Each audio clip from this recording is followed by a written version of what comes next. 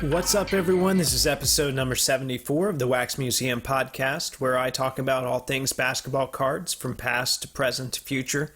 This is your host, Kyle. And as always, you guys can find me throughout the week on social media. My Instagram is @Wax Museum Podcast. My Twitter is @Wax Museum PC. All right, today I've got a few basketball and hobby headlines. I'd like to talk about some mail that I had this week, and then I want to talk a little bit about the reactionary spending and some of the decision making that I think is at the forefront of the hobby right now. First off, I want to give kudos, though, to the NBA for how well this whole bubble experience is working out so far. I saw a report this morning that 344 players have been tested for COVID-19, and there have been 0 positive tests so far. So if you watched any of the scrimmages this week, you saw firsthand what all the NBA has done to make this as authentic of an NBA game experience as possible. Yes, there is a bit of a summer league feel to it, but that's not really a big deal. They've changed the camera angles a bit. You don't see seats everywhere.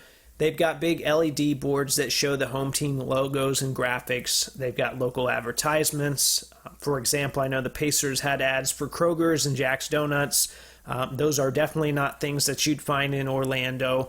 They're adding digital graphics to the courts. It's really just a great presentation overall. I've actually watched a college game in person at the HP Fieldhouse before, and I can tell you it's not a big arena, which works perfect for what they're trying to do. So kudos to them for that. I'm sure many of you are in the same boat with your own teams, but I am so happy to have Pacers basketball back. I missed hearing Chris and Quinn announce games. I missed TJ Warren's mid-range game. I missed heckling TJ Leaf from my couch. I'm a little bummed out that Sabonis had to leave the bubble with a foot injury, but on the bright side, Miles Turner looked great in these scrimmages. As much as I like those two guys, they just don't mesh well together, and I don't think they ever will. The first official Pacers game, though, in this restart is against Philadelphia on Saturday, and I know I can't wait for that. I'll probably go watch that one with my dad, as I do most big games, so I can't wait for that. All right, on to the hobby headlines. I've got a couple of them for you today. The first one, Rich Muller wrote an article for Sports Collectors Daily this week that talked about a new hire at PSA. Now, I say PSA, it's really the parent company, which is Collectors Universe. But they have created a position called the Vice President of Customer Experience for a gentleman and a collector named Dave Steinberger. And there's a bit of an interesting story behind this because Dave actually emailed Steve Sloan, which I guess it does work, and he introduced himself as a passionate collector and a seasoned executive who, quote, wants to help PSA deliver a more customer-centric experience to others. So Dave approached them. There's also a quote in the article from Steinberger where he states, as the industry leader, PSA has an opportunity to strengthen its relationship with collectors. The collecting community wants it, expects it, and deserves it. Increased transparency, better communication, improved turnaround times. Well, as you guys know, those have all been issues that have needed to be addressed for a long time. And I talked about this on episode 69, but there is a hedge fund called Alta Fox that is currently working to overhaul the board at PSA. And right after Alta Fox published a letter for PSA shareholders, PSA issued a letter to collectors and investors talking about the state of the company. Now, they didn't mention Alta Fox in this letter, but I don't think the timing was a coincidence. And I will say, even though he technically contacted them first, I don't think this hiring of this new position or this creation of this new position is a coincidence either. Anyway, there's more to that article, but I want to give credit to Rich. Make sure you go check that out. I don't want to go over the whole thing here. All right. Next, there was an interesting sports card piece that came up for auction this week. There's always interesting stuff that comes up, but this one really caught my eye. Hunt Auctions is offering up a 1986-87 Fleer basketball uncut sheet. And this came from a former Fleer executive, and the auction house estimates that it should sell for anywhere between $10,000 and $15,000. Now, This is a pretty special item. It's not the only one out there, though, so it's not like it's the only one that we've ever seen. There is one on Heritage's website right now where they say that the current owner isn't actively looking to sell, although they note there was a $31,000 offer, which that doesn't quite make sense to me. Not all of these numbers are matching up. There's also an uncut sheet that's up right now at Robert Edwards Auctions, and they also have an uncut sticker sheet, which that's the only place I see that at right now. So, it's all very interesting. Well, I definitely will not be bidding on that. I always like to see stuff like this because it gives us an inside look at the logistics of things. And I've talked a little bit about uncut sheets when I talked about the 1957 top set. And most of these sheets that I've seen for production have 132 cards on them. So you'll have 12 rows of 11 cards. And for the 1957 set, that was a bit of a predicament because it was only an 80 card set. So in order to fill out that 132 card sheet, they had some cards that were single printed, some were double printed, and then the Bob Pettit was quadruple printed.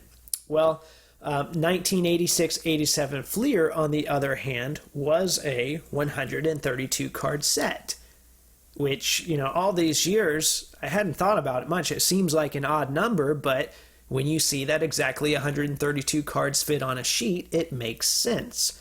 So none of these were double printed, and none of them were short prints or anything like that. And then, like I said, there is a sticker sheet out there right now as well. Those only have 121 stickers on them, and that makes for 11 sets of 11 stickers. Now, there are people out there that are chasing graded sets of 86, 87 Fleer. I don't envy those people at all. That's I've done big chases before. They're fun, but they're tiring, and they cost a lot. And I can only imagine what this one would cost, especially with all the subject matter that's in it. But surprisingly, I've always heard that some guys like Johnny Moore, as far as the commons go, are some of the more difficult cards to grade in the set. And if you look at the Pop Report, it supports that. There are only 65 Johnny Moore PSA 10s. Similarly, there are only 63 Jeff Malone PSA 10s. Now, there's not a lot of demand for either one of these guys in the card world overall, so there has to be a reason, because some of the other commons in the set have a lot more cards graded, or a lot more cards that are registering as 10s.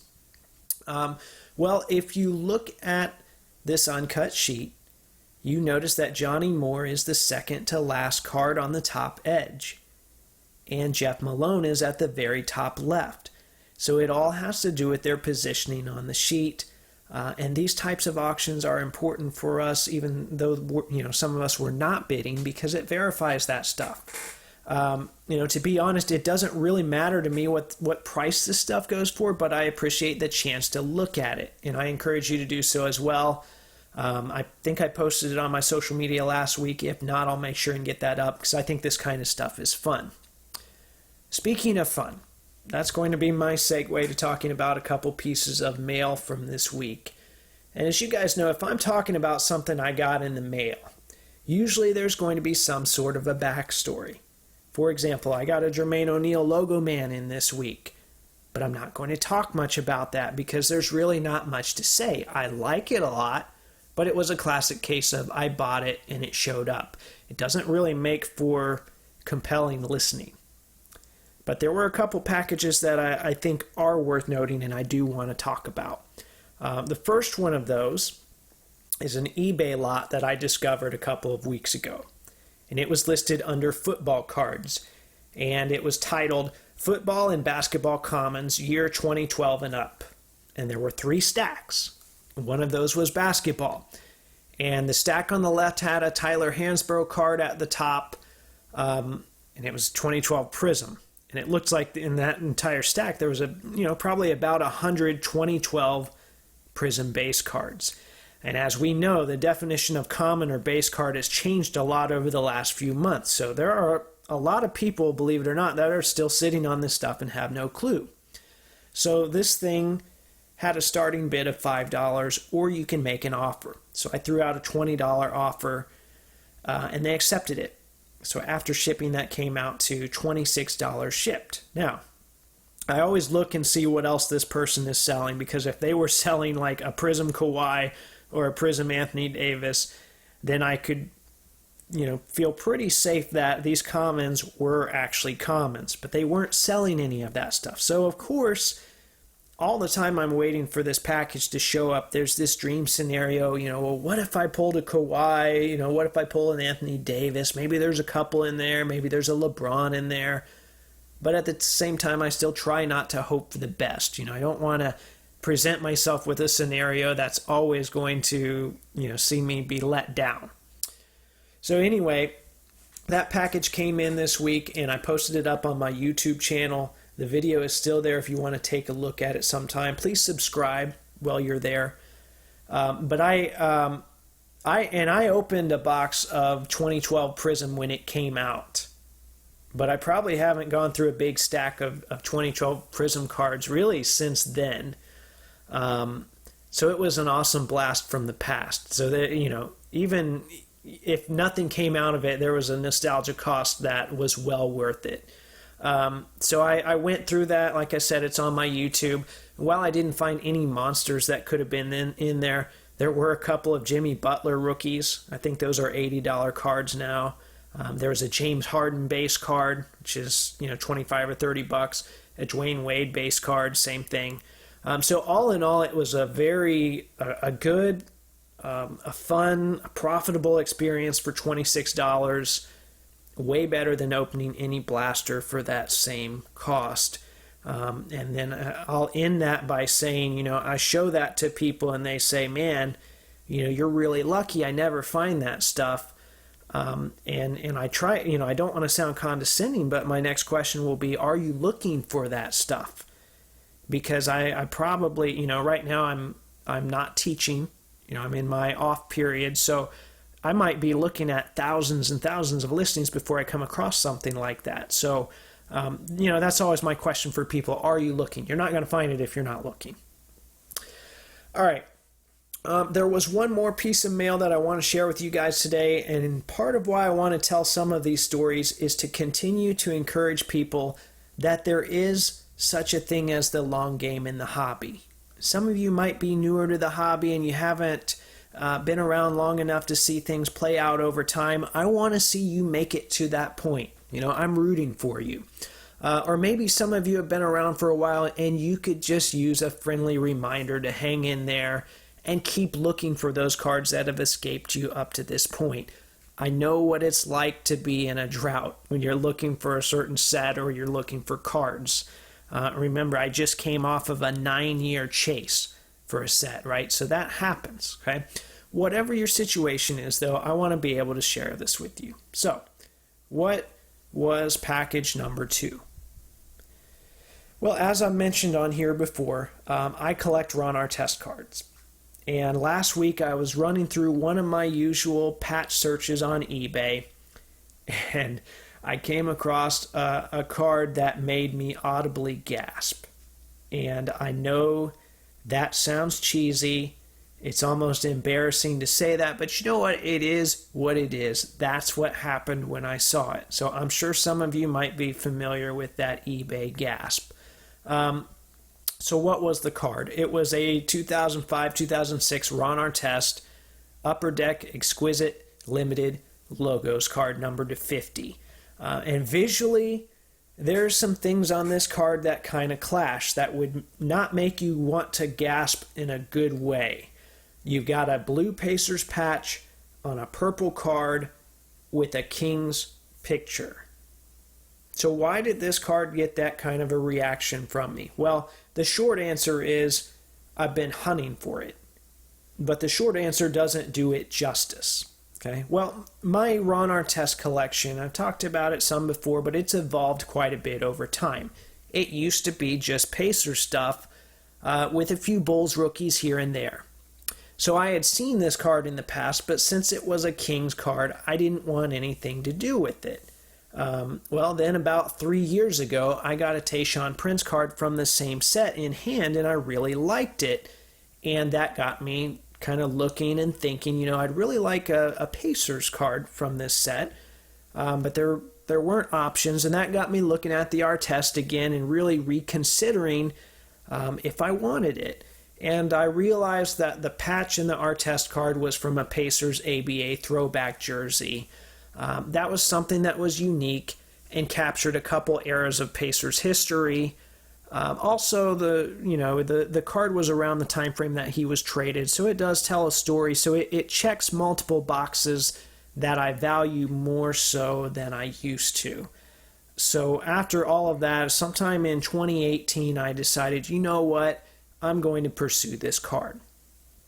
So at the time, there were 2 copies of this thing on eBay in the $100 range. I think one of them was even a little lower at $85, and that was a high price at the time, right? Anything before 2020. So I did what I thought was the right thing, and I waited, and they all disappeared. And I assumed that one would surface again. After all, there's 50 copies of the card.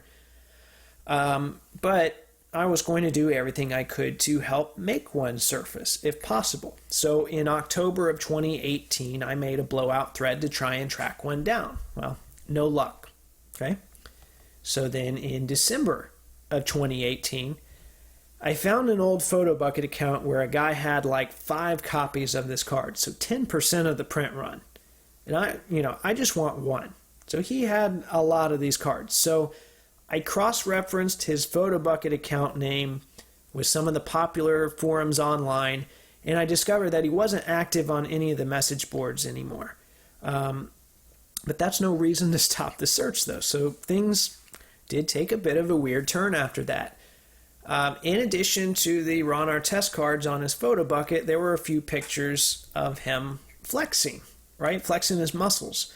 There's nothing wrong with that. It's just not what I was out to find, but there's, nothing wrong with that. That's what I had to run into to get a Ron Artest card, or at least that's what I was thinking. So I guess he was very into working out.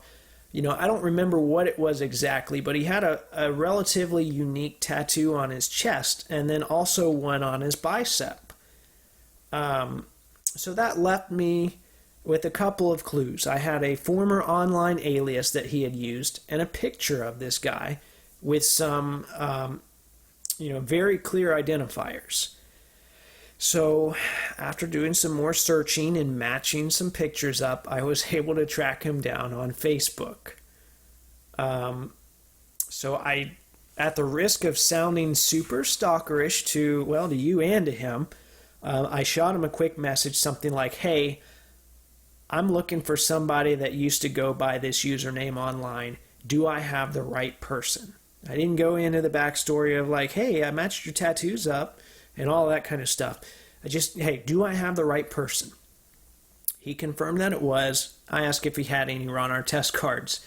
And I think it seemed like he appreciated it. He said, wow, that brings back some memories. I ended up having to basically sell my entire collection of cards to put myself through college and just never got back into it after all the main companies changed after the '08 market crash. So we chatted some more, and he said that he was moving soon, but that he would see, everything's boxed up, but he would see if he had anything left, and he would send it my way for free as long as I sent him some money to cover shipping. So this seemed like progress to tracking this card down. And remember, this is a card that at one point I didn't have a lot of interest in, but with each little episode in this journey, it became more and more desirable to me.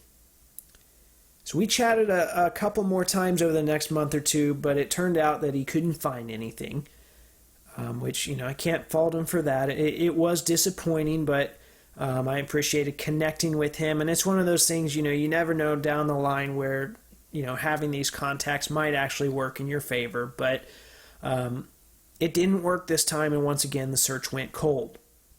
So I mentioned earlier that I had made a blowout thread. So that was another option that I kept turning to. Over the last year and a half, I bumped that thread 8 times. Just, hey, does anybody know where this card is? Has anybody seen this card? With the most recent one being June 14th. So that was about a month and a half ago. Once again, no luck. Until it was finally listed on eBay a little over a week ago. And, in this case, it is just a story now of, yes, I bid on it and won. It cost me a lot more than I had hoped. I should have bought it back in 2018 when I saw it. You've probably heard people say to buy rare cards when you see them. Well, this is a great example of where I should have done that.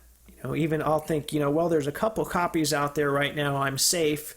Then those couple copies just disappear at the same time. But anyway, I have it. I'm very happy with it. I'll show it off on my social media. And like I said earlier, if you're new to the hobby, I hope that encourages you to think some about the long game. And then if you've been around a while, hang in there. Some of the cards you're looking for will in fact surface over time, but you have to keep working for it. All right. I've got one more topic that I'd like to address this week, and this is really going to be the main segment of this show. Earlier in the week, I got a message on Instagram from a listener named Kyle. Nice name, right? And he asked me if I could talk about some of my biggest regrets when it came to selling cards, be it cards that sold too low at the time or cards that later went up in value. Because I did talk a little bit about my selling philosophy or kind of my selling mindset a couple of weeks ago. So I think this was a good follow-up question. I'm not going to address it immediately, but I'm going to cycle back to the question toward the end of the show. Because I think talking about this last week of NBA scrimmages and the subsequent reactive buying that happened is a good way to frame everything.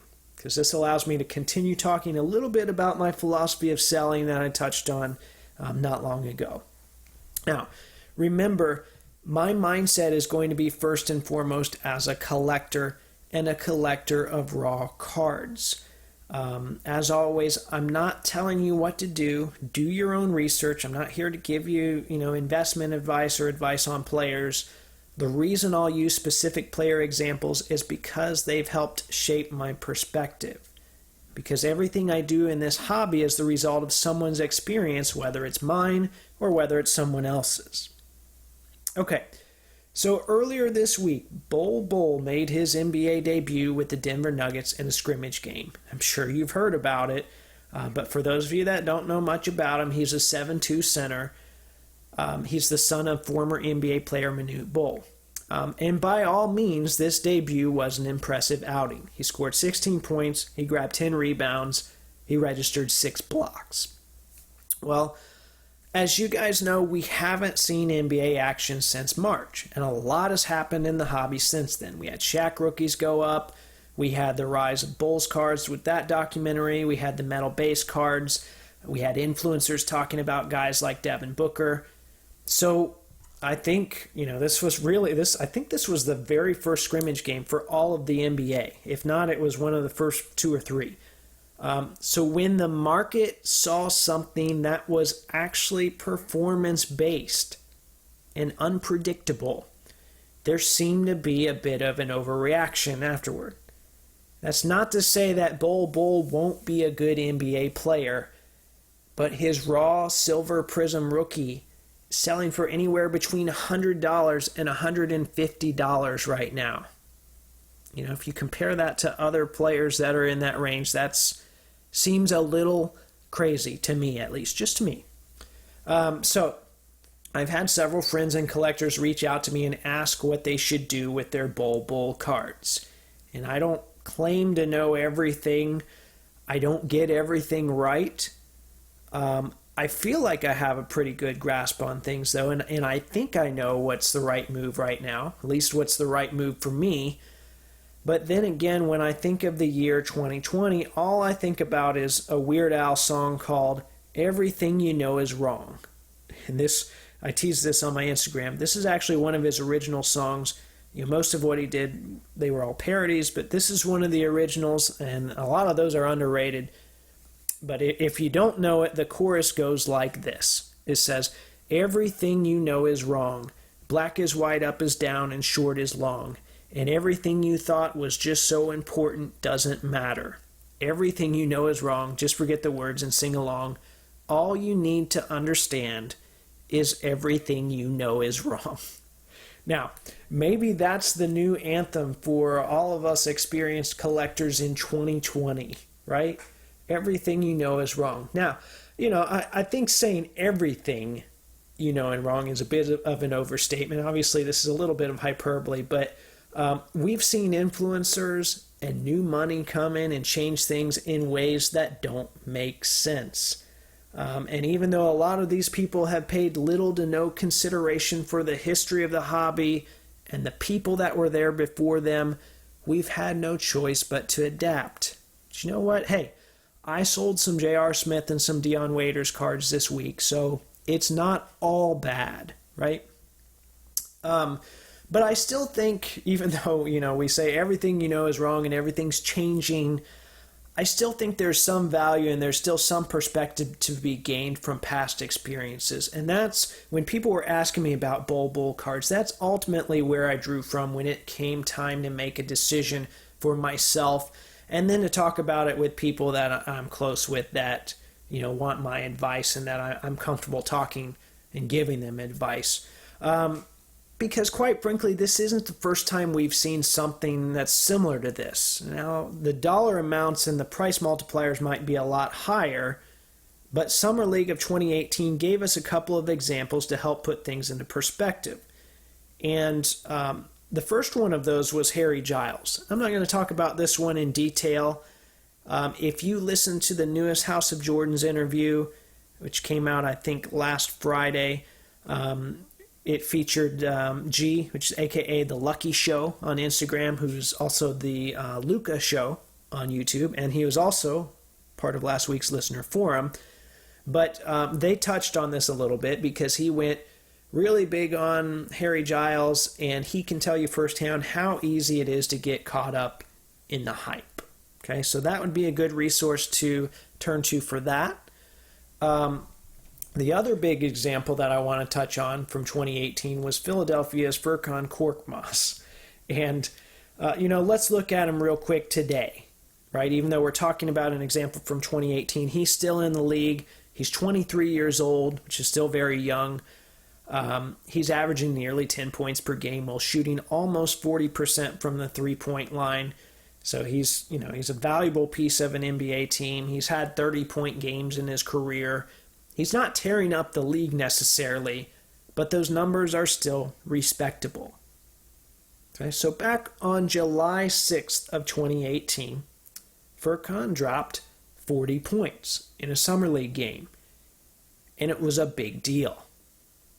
Before I go into the pricing, though, and the silver prices, I want to try and paint a picture of the card world in 2018 because you've got to remember that everything is relative, right?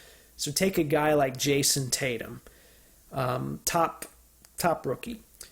His raw Prism rookie at that time in July of 2018 sold for around $10. I think even the PSA 10 was $35 or $40. And a raw silver Tatum at this time was going to run you anywhere from, I think, $200 to $250 from the records that I looked at. But Furkhan, if you go back and look at his raw silver Prism on July 5th, the day before his big 40-point explosion, a copy sold for $1.25.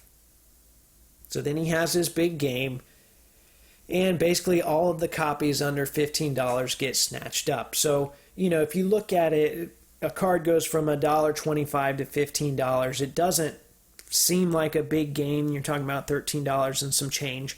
But percentage-wise, that's a huge gain. So we're looking at everything relatively here. Percentage-wise, that's a huge gain. And then one of his PSA 10 copies sells for $55. Well, then come August 1st, less than a month later, raw copies were back to selling in the $1 to $3 range.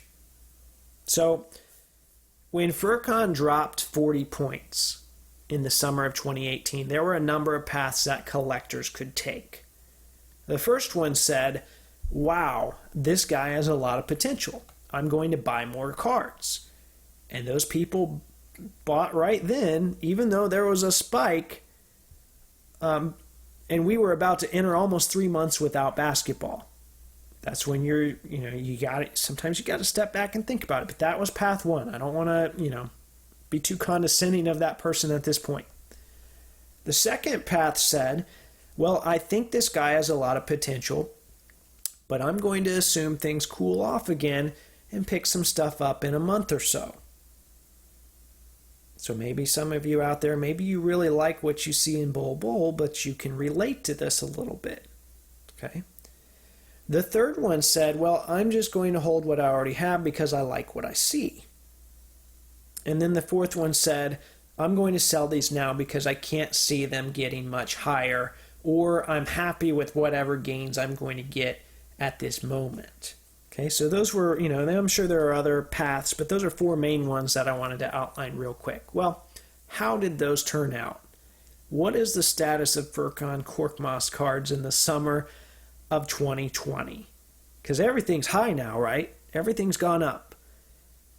Well, there was a copy that ended Tuesday afternoon. I'm recording this on Thursday night. It ended Tuesday afternoon for $3.99 plus shipping.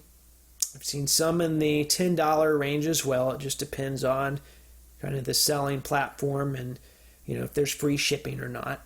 We were looking in the $4 to $10 range. So if you immediately bought into the hype, it's likely that you ended up taking a loss. Unless you can find, or unless you found, in this case, a greater fool.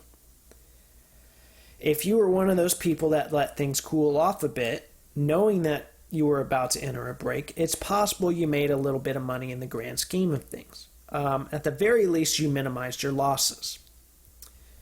If you had some and held them, you probably didn't have much in them anyway. And then if you were able to immediately move what you had, which is what I would have done if I had silvers, I feel like you got out at a great time. Now, that was all one example from 2 years ago. Doesn't mean the players are, doesn't mean that it's apples to apples here. I realize Furkhan Korkmaz is not Bol. I realize 2018 is not 2020. But when Bol had this great game, a lot of people found themselves in a similar situation to the one that I just described. And thinking back to Furkhan's situation, I tried to move my Bol stuff quick because I realized, I think this stuff is going to go down. If it doesn't go down much and I really want it back, I'll still make a little bit. If it doesn't go down at all, then it is what it is. So I tried to move my stuff. I just wasn't quick enough. And I didn't have anything much nicer than a Prism base. But if I had a Prism Silver, it would be gone by now. I can tell you that. And I would be just praying that there would not be a return. Because I would see that as an opportunity to move something that I have little to nothing invested in order to acquire something that would likely stay in my PC for years to come. It's not necessarily a reflection on what I think of Bol's staying power in the league. But let's face it, he wasn't a top prospect. And I know there's other guys like Giannis wasn't either. But think how many players out there right now have rookie silvers that sell for $150 raw. Well, does that mean that I sell everything when it goes up? No, not necessarily, at least not at this point. And that brings us back to the selling regrets that I talked about earlier. Okay, because there are plenty of cards out there that I've owned and sold, and then they took big jumps in prices. But some of you have got to get this in your head right now. You're not going to be able to sell everything at its highest point. You are going to leave some money on the table. Okay? And that's something I have to tell myself. So I'm not just trying to talk to you guys. I'm also saying that for my own benefit. But let's go back to these regrets then. Let's look at this in this whole context. Here are some selling quote-unquote regrets I have that have drastically altered the way that I move cards today. Okay, so the first one, back in 2005, I was in high school and really never opened hobby wax. It just, I didn't, as far as I knew, it was at Walmart. I just went and got it there. Occasionally, Walmart had hobby boxes of products. I think there was a Upper Deck Hardcourt product that had some hobby stuff there. I tried to pick some of that up. I know there were blisters that had packs of Pristine for like $30. So occasionally I would buy the nicer stuff, but it would be the retail hobby version, if that makes any sense. However, I did get my hands on a box of Topps Chrome in 2005, which was a big deal for me. And I pulled a Chris Paul Gold rookie refractor. So this was by far the biggest card that I'd ever pulled. And I guess in retrospect now, it's probably still the biggest card I've ever pulled.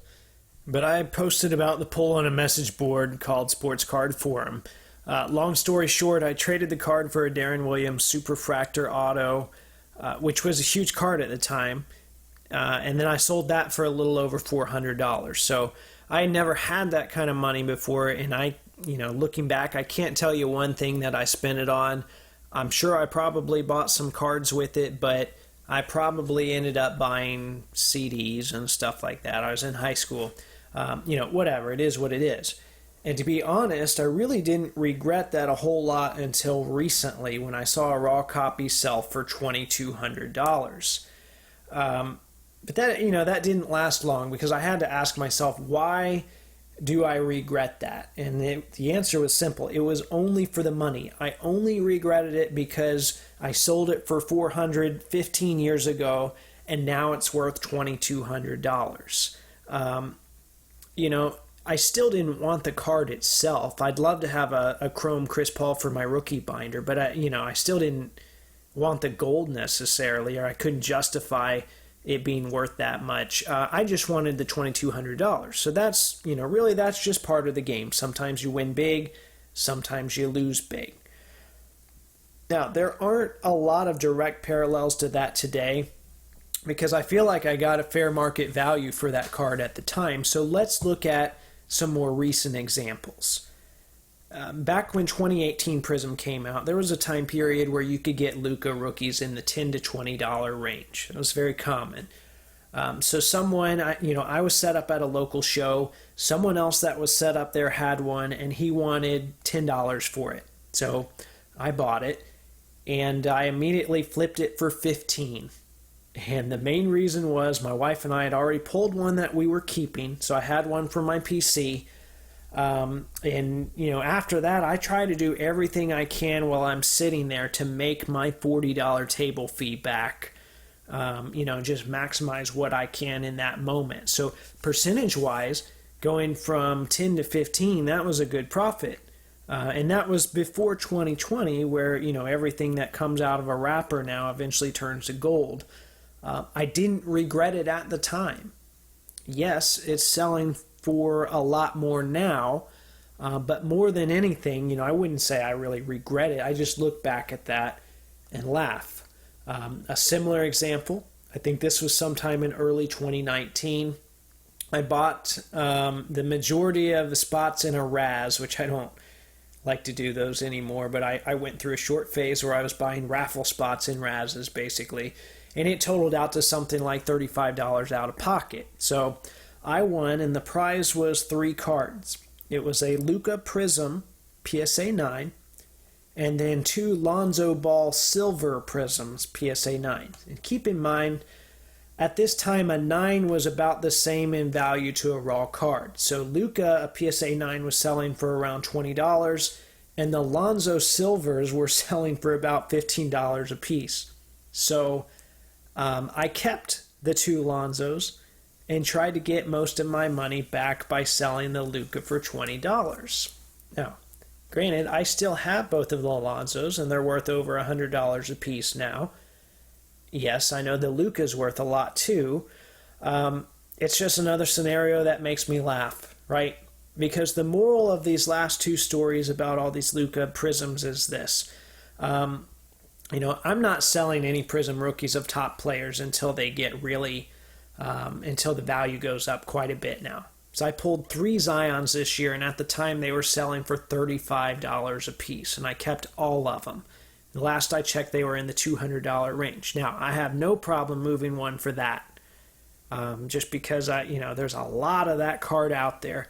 But especially in today's climate, keep those dollar box cards, because you can have one big scrimmage game or one big game, and that can spike to $15 or $20 or $25 in a matter of one night.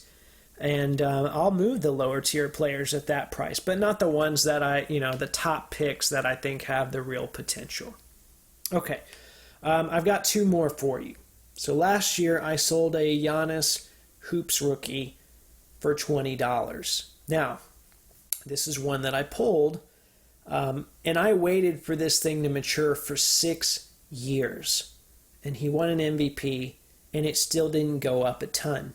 Because quite frankly, before this year, Hoops rookies really didn't go up all that much. In fact, up into January, I was buying Kawhi Hoops rookies for like $4 to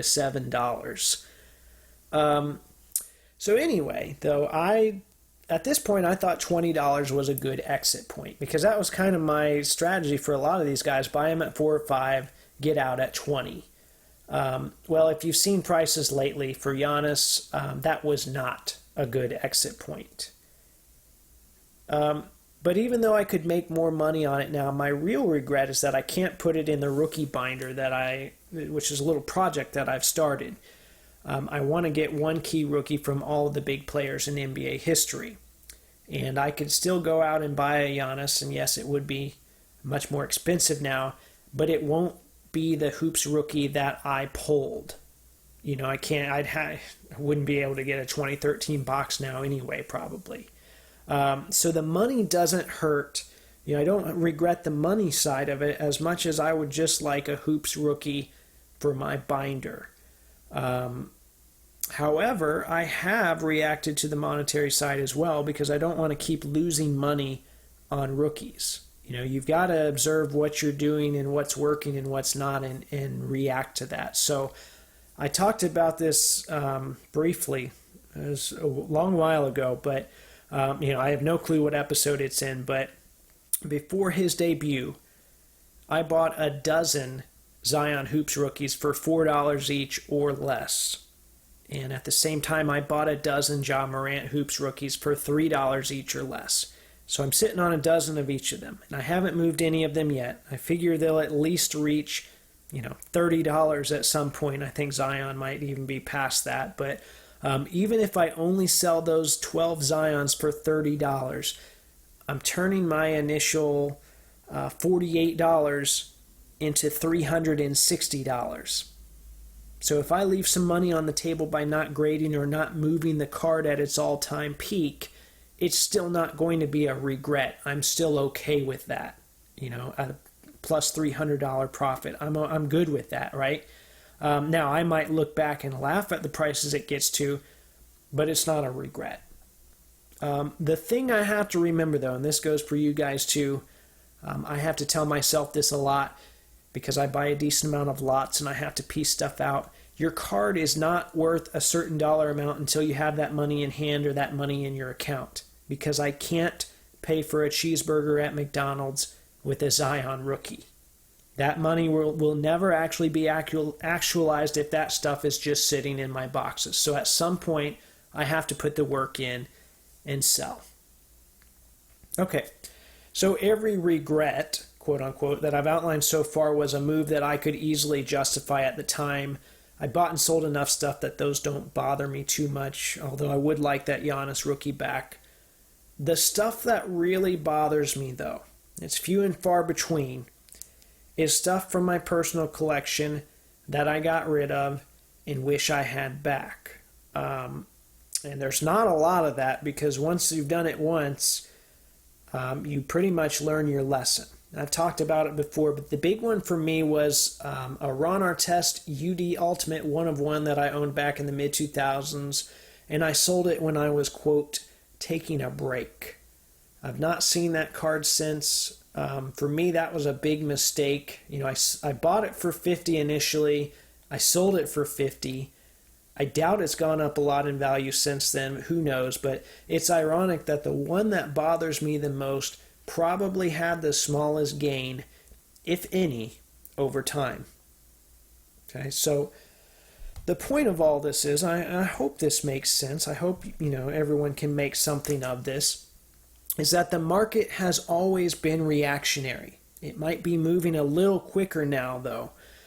You have to figure out a system and a method that you're comfortable with. Because if you're opening packs or buying lots of cards, you're going to have to make some decisions. Not all of them will end up being right. But don't drive yourself crazy over when to sell or stuff you've already sold. It is what it is. If you can justify the moment in the grand scheme of things and you furthered your collection in some way because of it, it's a win. It's not really a regret. Now, obviously, you don't want to make the same mistakes again and again. If I was still selling Star Prism rookies for pennies on the dollar a year after release, it would show that I haven't learned anything. But if I can take those experiences in the past and grow from them, I'm okay with those decisions. Okay, there you have it. I hope I didn't make a lot of sweeping generalizations today. I know buying and selling isn't always easy, but that gives you a little of my perspective. Maybe you can learn from that, or maybe you can adapt parts of it to better suit you. If any of that resonated with you, let me know on my Instagram, which is @RexMuseumPodcast, or my Twitter, which is @RexMuseumPC.